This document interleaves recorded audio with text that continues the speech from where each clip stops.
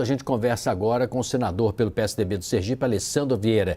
Senador, boa tarde, obrigado por conversar conosco. Qual é a sua avaliação sobre essa aprovação da PEC, com pelo menos 100 dias das eleições de outubro? O que tem caráter eleitoral, o que não tem, como realmente fazer chegar a quem precisa, né, como uma necessidade nacional, e não que isso sirva de manobra, quem sabe, para um lado ou para o outro. Qual é a sua leitura? Boa tarde. Boa tarde. Efetivamente, sempre foi uma preocupação de independentes, oposição, criar novos mecanismos de transferência de renda por conta da crise. O governo retardou essas ações e entramos em pleno ano eleitoral. É fato que você pode ter uma discussão judicial posterior, mas nós não tínhamos nenhum outro artifício neste momento para viabilizar essa transferência de renda. Tem, sim, por parte do governo, um caráter de preocupação.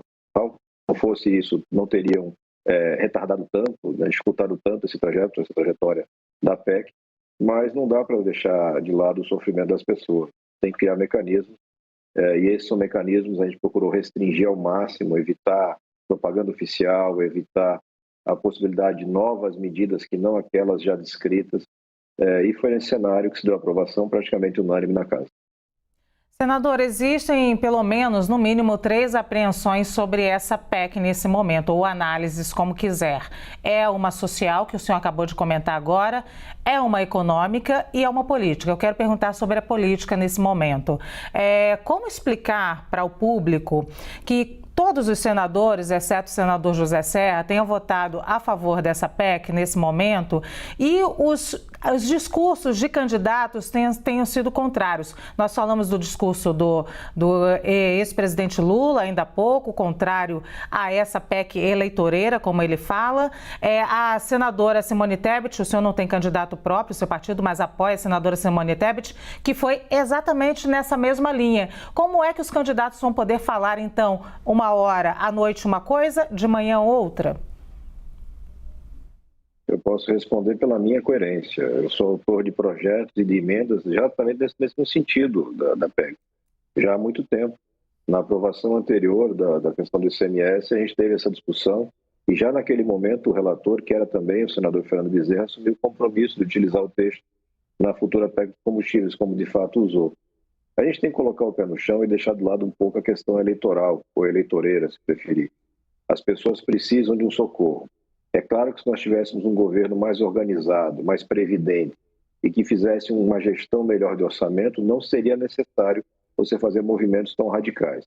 Mas os movimentos foram feitos de forma limitada, clara, transparente, as pessoas têm exatamente a noção do valor desse buraco que se abriu no teto. O mercado seguramente vai precificar isso e absorver isso num curto espaço de tempo. E o que eu vejo hoje é muito uma tentativa de colocar uma marca para evitar um proveito eleitoral ou, enfim, eleitoreiro do Bolsonaro. Mas a disputa eleitoral não pode ser mais importante do que o direito das pessoas a ter o mínimo de sustento. A gente não há dúvida que a necessidade é muito grave. E, repito, caso a Justiça entenda que esse estado de emergência reconhecido pontualmente não é suficiente para superar a limitação da anterioridade, ou seja, a criação do benefício em pleno ano eleitoral, paciência, que assim seja. Mas foi o entendimento quase que unânime da Casa, com os votos da Simone, com os votos dos senadores do PT, de que era necessário excepcionar. E assim caminhamos, eu espero que a Câmara dos Deputados também siga na mesma linha, restringindo, tentando evitar um proveito excessivo eleitoreiro, mas respeitando as pessoas, elas estão acima de qualquer partido e de qualquer pretensão de voto. Senador Alessandro Vieira, vamos à pergunta também de Leandro Rezende, que está acompanhando aqui essa entrevista e vai participar junto conosco aqui desse bate-papo. Leandro, a sua pergunta. Valeu, Sidney. Senador, obrigado por estar conversando conosco. Queria pegar de 2 pontos que o senhor mencionou agora há pouco. Primeiro, o proveito eleitoreiro que, eventualmente, o presidente Jair Bolsonaro pode ter desse projeto. Isso foi levado em conta pela oposição na hora de votar a medida. Queria que o senhor falasse um pouco mais sobre isso. E também a gente tem a informação de que o Partido Novo, depois que a Câmara aprovar, isso deve acontecer na semana que vem, vai questionar a PEC no Supremo Tribunal Federal, né? O que dá para a gente esperar dessa judicialização, mais uma, de uma PEC no governo do presidente Jair Bolsonaro? Bom, primeiro, claro, todos os parlamentares têm a percepção da eventual só repercussão político-eleitoral. O governo, no final das contas, é quem faz a entrega, entre aspas, do cheque para o beneficiário. Isso pode gerar algum proveito, mas a gente já está muito perto da eleição e a necessidade das pessoas é muito grande. E as pessoas também sabem reconhecer o retardo na concessão dessas medidas. Repetindo o mesmo processo que a gente teve no auxílio emergencial. Eu fui relator no Senado do auxílio emergencial e o governo insistiu por longo tempo em R$200 no grupo restrito de pessoas. Foi o Congresso que fez a ampliação para R$600 e um grupo que chegou a quase 70 milhões. Agora, da mesma forma, a gente tentou fazer isso mais cedo, tentamos antes da virada do ano, para evitar o risco da restrição da anterioridade, o governo não aceitou. Tentamos ao longo desse primeiro semestre, o governo continuou resistindo e agora, mais perto das eleições, ele finalmente reconhece que é necessário. Mesmo sabendo que pode ter, muito provavelmente, uma intenção eleitoreira do governo em cima disso, eu continuo defendendo que prevalece o interesse público, o interesse das pessoas. Elas precisam ser assistidas, a gente precisa garantir o mínimo para superar essa crise, que é agravada por um fator extraordinário, que é uma guerra de alcance econômico global. Essa é uma questão, para mim, bastante clara. E com relação ao Novo, ou a qualquer um que tenha legitimidade e possa apresentar perante o Supremo um questionamento, eu acho razoável, ninguém deve ficar impedido de apresentar. Como o Supremo vai decidir é difícil de prever, seja porque o Supremo muda muito de opinião, seja porque nós temos uma questão de ponderação, como a gente diz no direito.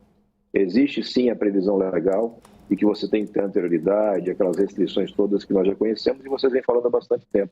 Mas, ao mesmo tempo, existem outros direitos fundamentais previstos na Carta Magna.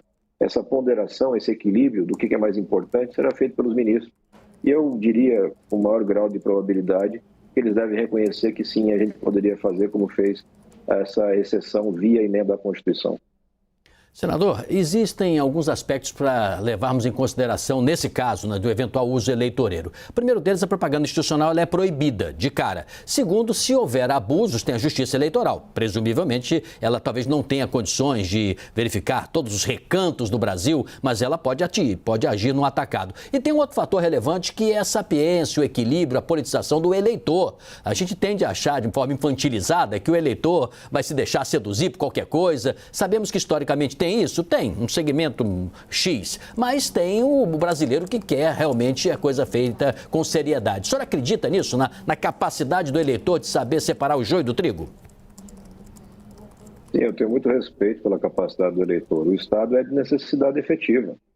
O fato de ser o governo federal quem entrega, no final das contas, lá o benefício, não necessariamente vai gerar um resultado eleitoral, porque o eleitor está já muito vacinado em todo esse processo. Ele está sofrendo numa fila, são mais de 1.600.000 famílias na fila do Auxílio Brasil, sucedâneo, o substituto do Bolsa Família.